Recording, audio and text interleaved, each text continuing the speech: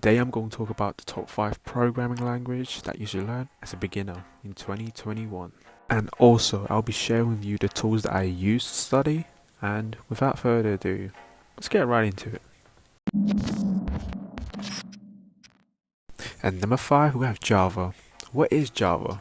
Java allows you to play online games, chat with people around the world, calculate your mortgage interest, and view the image in 3D.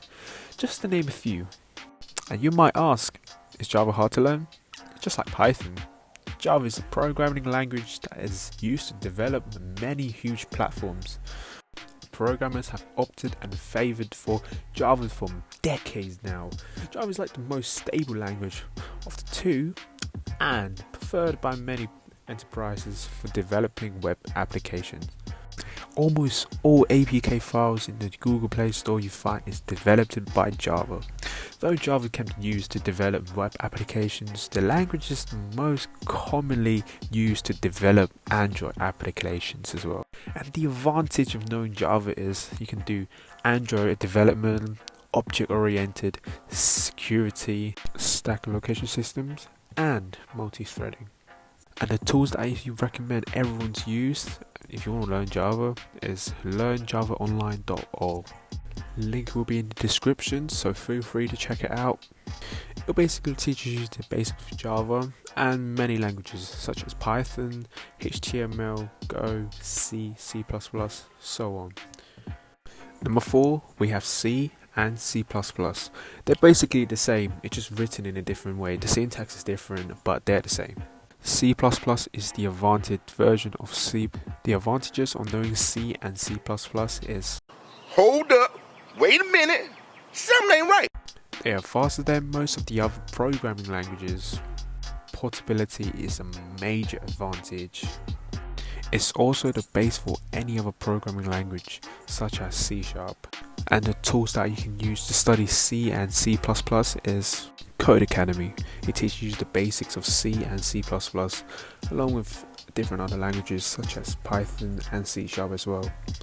Number 3, we have JavaScript. So what's the difference between Java and JavaScript, you might ask?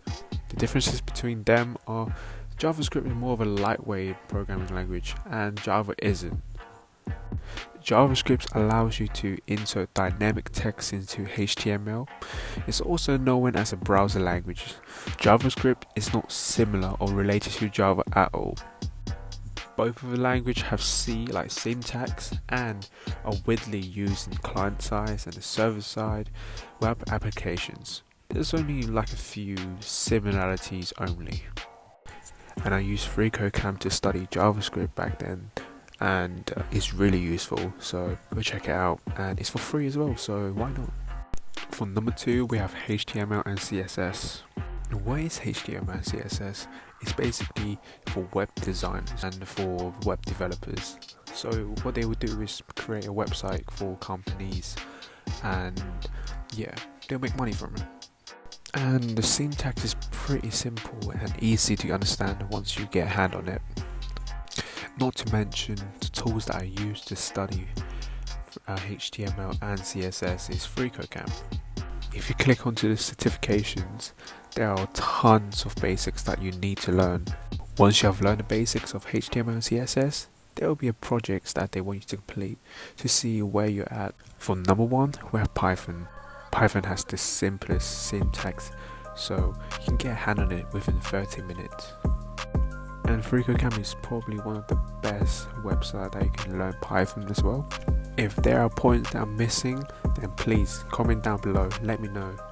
And if you have any problems or questions about your coding, please join our Discord server. It's down in the descriptions below as well. That's it for the video for today, guys.